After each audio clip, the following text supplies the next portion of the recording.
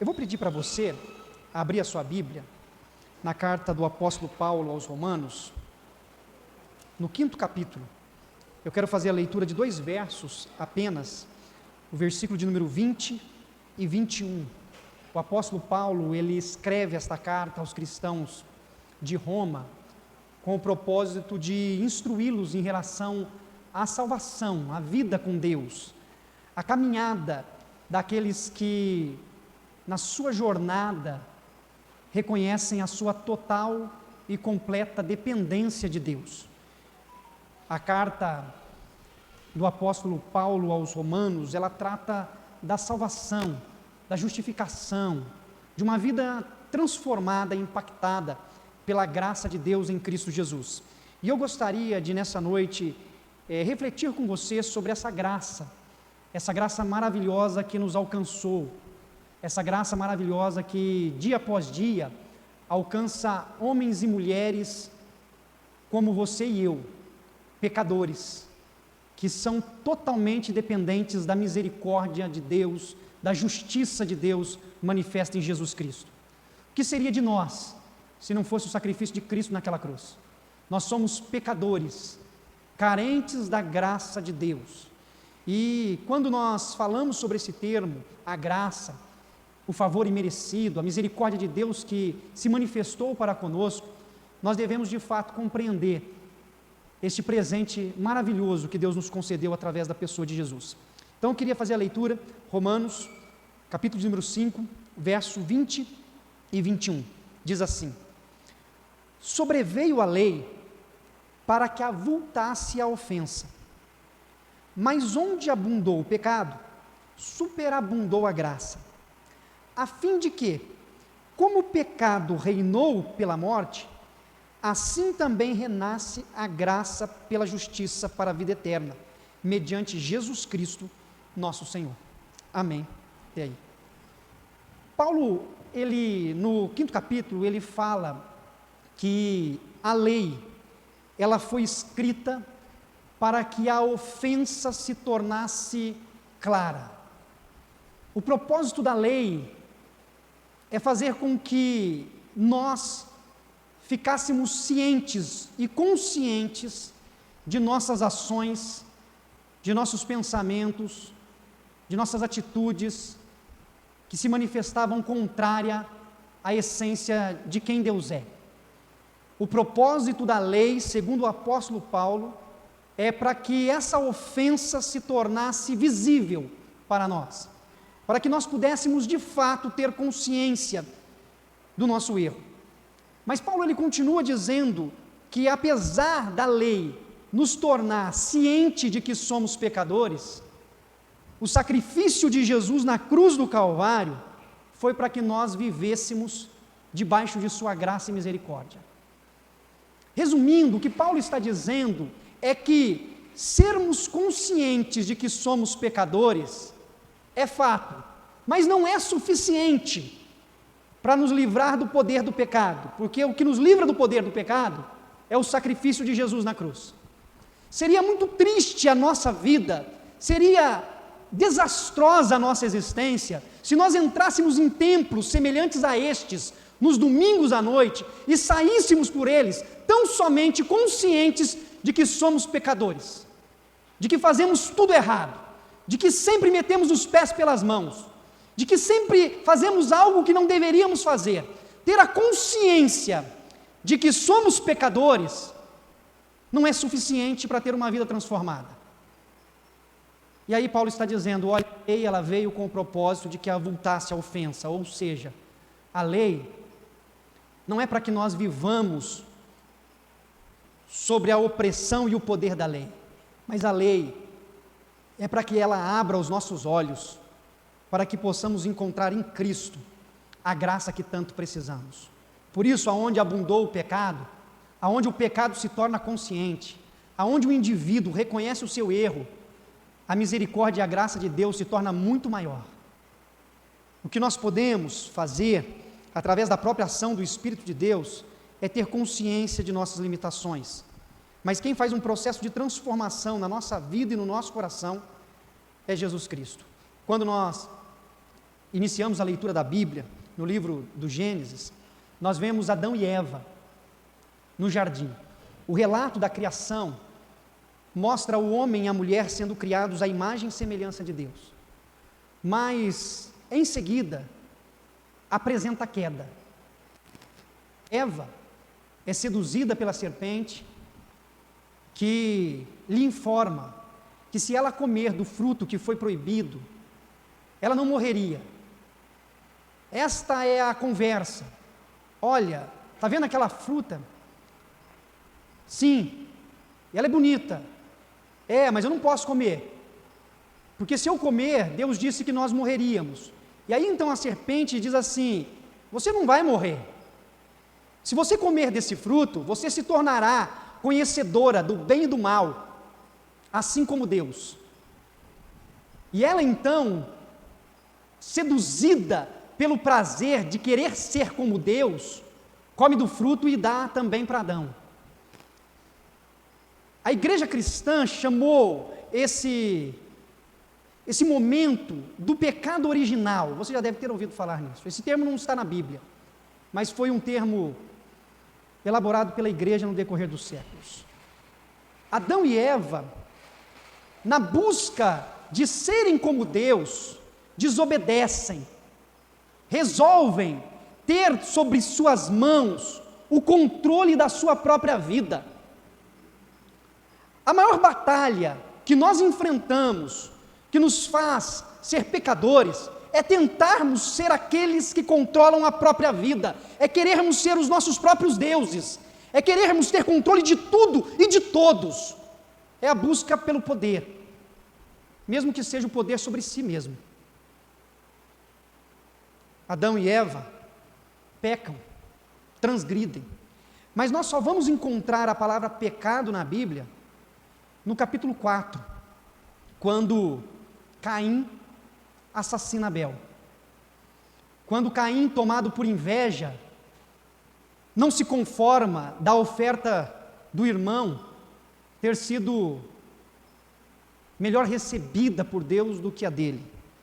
Quando nós vamos no versículo 7, Deus fala com Caim e diz: se procederes bem, não é certo que serás aceito, se todavia procederes mal, eis que o pecado jaz à porta. Essa é a primeira vez que a palavra pecado aparece na Bíblia.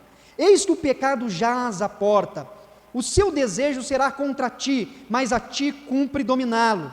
Disse Caim a Abel, seu irmão: vamos ao campo. Estando eles no campo, sucedeu que se levantou Caim contra Abel, seu irmão, e o matou. Disse o Senhor a Caim: onde está Abel, teu irmão? Ele respondeu: não sei.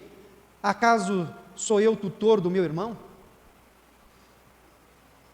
A maior batalha que o ser humano, que todos nós travamos, é a interna, de fato descansarmos em Deus e deixarmos que Ele nos controle, que Ele nos dirija, que Ele nos oriente, mas sempre que damos espaço para o nosso ego, pela nossa sede de poder, pela nossa raiva, pelo ódio, pela indignação que nos domina, sempre que deixamos o nosso ego nos dominar, vivemos em pecado. Quando nós chegamos no livro do Êxodo, e nós vemos os 10 mandamentos, o decálogo, e todas as outras instruções legais que são dadas por Deus, é interessante, é importante que nós entendamos que a lei, ela não diz o que é pecado tão somente. A lei, ela existe porque nós já somos pecadores. Quando a lei é dada, naquele momento que a lei é promulgada, ela não está criando um código moral que nós não devemos fazer. O problema é que ela está tentando normatizar um comportamento que nós já temos. As leis, elas não são anteriores ao comportamento equivocado, elas são sempre posteriores. E é exatamente isso que Paulo está dizendo. Ele está dizendo: olha, a lei, ela existiu para que avultasse o pecado. A lei, ela mostra para nós. A lei, ela tira de nós a tentativa de autojustificativa, a tentativa de provar inocência.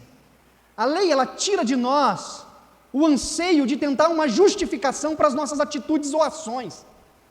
A lei, ela torna clara que aquilo que passou pelo nosso coração e pela nossa mente está errado. Mas ter essa consciência não resolve. Ter essa ciência não dá fim ao problema do pecado humano. Através do pecado, e nós vamos encontrar isso escrito pelo próprio apóstolo Paulo, quando nós voltamos no capítulo 5 de Romanos, lá no versículo 12, Paulo vai dizer: portanto, assim como por um só homem entrou o pecado no mundo, e pelo pecado a morte, assim também a morte passou a todos os homens, porque todos pecaram. Através do pecado adâmico, toda a natureza humana nasce em pecado. Nós somos pecadores. Nós já nascemos com esse instinto pecaminoso em nós. Já nascemos sabendo fazer birra. Já nascemos querendo o brinquedo que está na mão do outro, porque nós não estamos satisfeitos com o que está na nossa. Nós já nascemos disputando o amor da mãe com o próprio pai. Nós já nascemos criando rixas dentro da própria família para ter o amor do pai ou da mãe em relação aos nossos irmãos. Quando nós olhamos para uma criança no seu processo de formação, nós já vemos a natureza pecaminosa presente porque nós somos pecadores.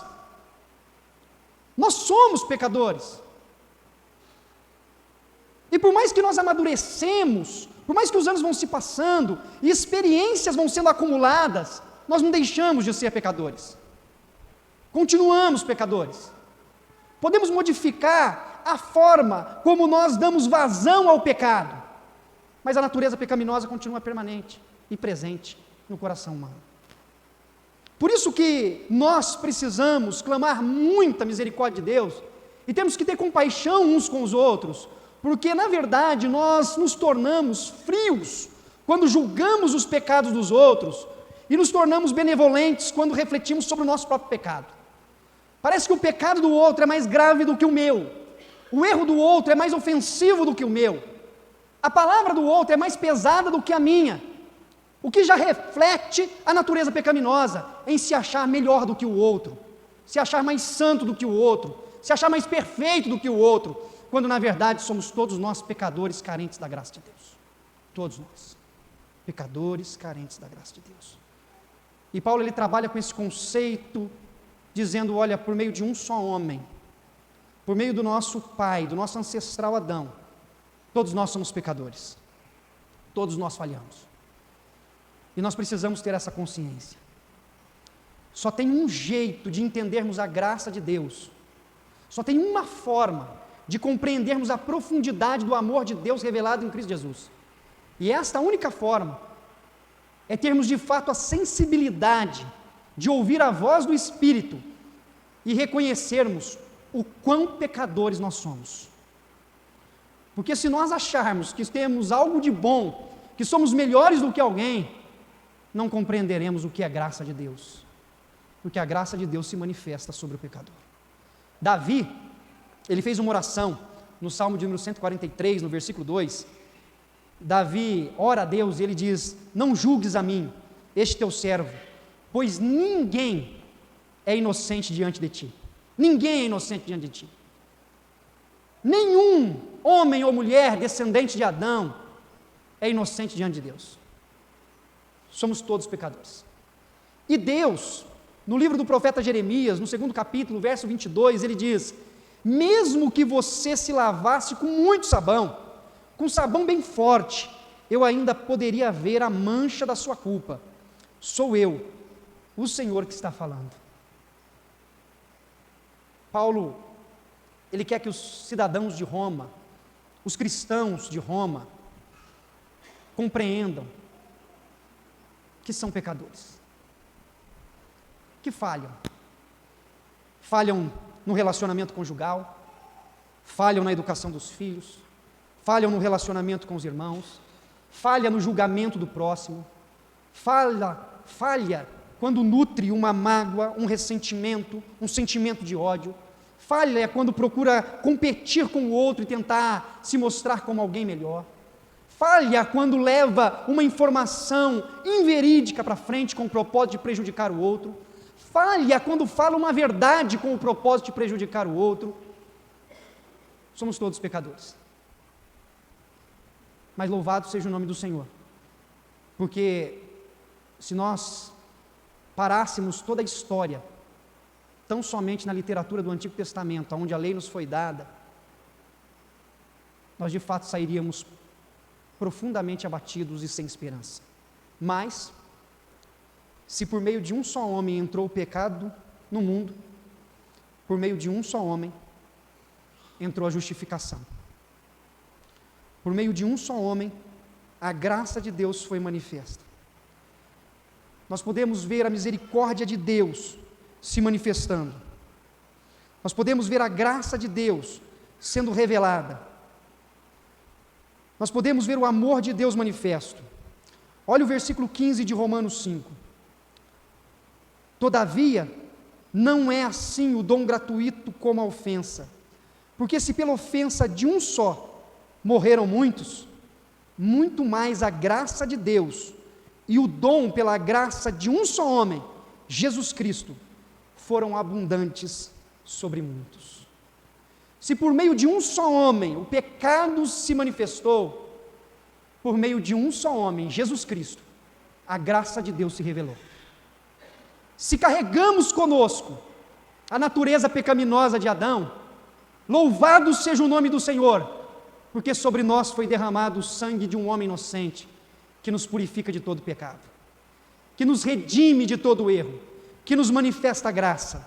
Isso é justificação. Justificação é a ação redentora de Deus sobre você e sobre mim, que manifesta o perdão de Deus diante da nossa natureza pecaminosa.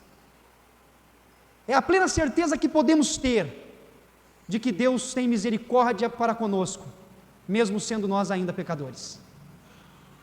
É saber que o perdão de Deus se revela por meio de Jesus e que nós podemos caminhar olhando firmemente para Ele. O cristianismo, a mensagem do Evangelho de Jesus, é maravilhosa e muitas vezes incompreensível. Há um livro intitulado Jesus é o Senhor, em que encontramos uma frase que diz assim: religião é a busca do homem a Deus. Por isso há muitas religiões, mas o Evangelho é Deus buscando o homem. Por isso mesmo há somente um Evangelho. Toda manifestação religiosa, ela é uma tentativa humana de se redimir da sua culpa. É uma tentativa do ser humano de encontrar redenção, porque ele sabe que é pecador. Mas essa busca humana não consegue encontrar no seu esforço próprio resolução para o problema. Por isso que o Evangelho, ele não é o homem buscando a Deus, mas sim Deus que vem em busca do homem. Por isso que Deus se faz homem, vive como nós, passa por humilhações semelhantes à nossa, Ele que veio ao nosso encontro. Portanto, nós encontraremos nas Sagradas Escrituras versículos que dirão e mostrarão que quem nos convence do pecado, da justiça e do juízo é o próprio Senhor, é o Espírito de Deus que desperta a nossa mente. Ele nos amou primeiro. A Bíblia vai dizer que Ele veio a nós, ainda sendo nós pecadores. O Evangelho é Jesus, manifestando a sua graça sobre homens como eu, imerecedor, mas que foi alvo da sua infinita misericórdia. Isso é graça. Graça é olharmos para o espelho e com sinceridade de coração dizermos: Senhor, só Tu para amar um homem ou uma mulher tão falha e pecadora como eu. Por isso que a santificação, a transformação, a mudança de vida, ela não se dá por um esforço pessoal, não se dá pela tentativa humana de tentar ser melhor, porque a nossa natureza permanece pecadora. A transformação só se dá pela ação do Espírito de Deus sobre a nossa vida, é viver de glória em glória, é ser transformado pelo Senhor que habita em nós, e isso é graça. É ser moldado à imagem de Cristo que se perdeu com a queda. Portanto, que você viva na completa dependência de Deus, e que você viva sob a graça do Senhor. Por que algumas pessoas vivem bem e outras vivem mal? Por que algumas pessoas conseguem lidar com seus temores, com seus fracassos, com seus equívocos, com as consequências dos seus próprios erros e outras não?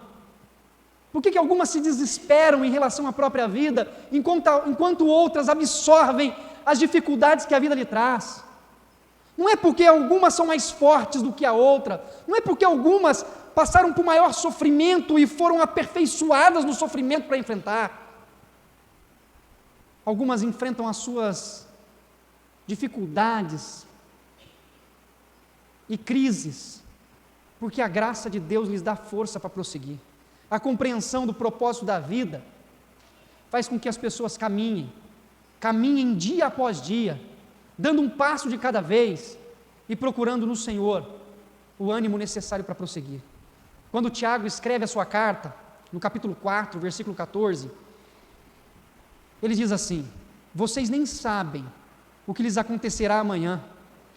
O que é a sua vida? O que é a nossa vida? A nossa vida é muito passageira. Portanto,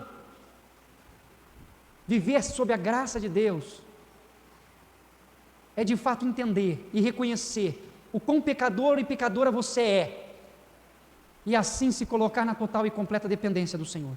E eu quero encerrar a nossa reflexão aqui nessa noite, colocando diante de você 4 versículos importantes para que você possa prosseguir. O primeiro deles, eu gostaria que você se lembrasse que viver sobre a graça de Deus é declarar a Jesus quem Ele é para você. No Evangelho de Mateus, capítulo 16, verso 16, Pedro disse para Jesus: Tu és o Cristo, o Filho do Deus vivo. Quem é Jesus para você?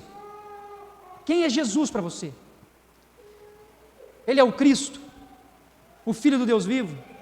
Declare isso todos os dias. Quando você levantar pela manhã e for enfrentar as batalhas do seu dia a dia, quando você chegar no final do dia, consciente dos erros que você cometeu, dobre os seus joelhos e diga: Senhor, Tu és o Cristo, o Filho do Deus vivo. Obrigado pela Tua misericórdia que se renova para comigo, mesmo sendo eu um pecador. Declare todos os dias quem você é, porque você só conseguirá reconhecer quem Deus é, quando você de fato reconhecer quem você é. Segundo, viva para Deus em Cristo. Gálatas 2,19, porque eu, mediante a própria lei, morri para a lei, a fim de viver para Deus, estou crucificado com Cristo. O que Paulo está nos ensinando, não é que a lei é inválida, não é que a lei é mentirosa, não é que a lei perdeu o seu valor, não é que o pecado deixou de existir. O que Paulo está dizendo é que se nós não entendermos que nós vivemos para Cristo, nós não conseguiremos vencer o pecado. Só ter consciência do que é ou não pecado não é suficiente para nos dar uma vida de libertação em Cristo.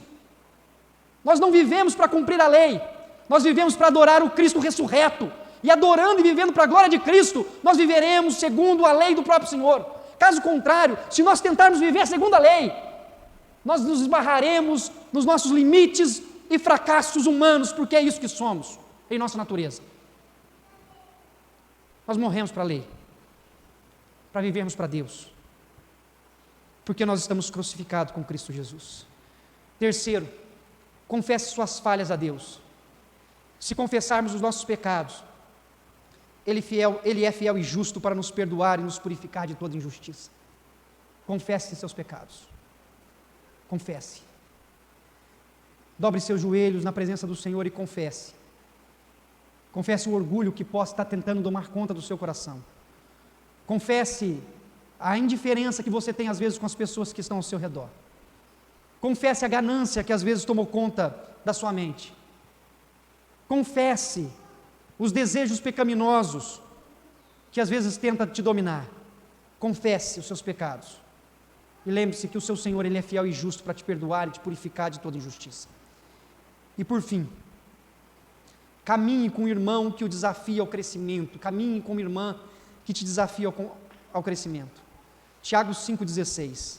Confessai, pois, os vossos pecados uns aos outros, e orai uns pelos outros para serdes curados.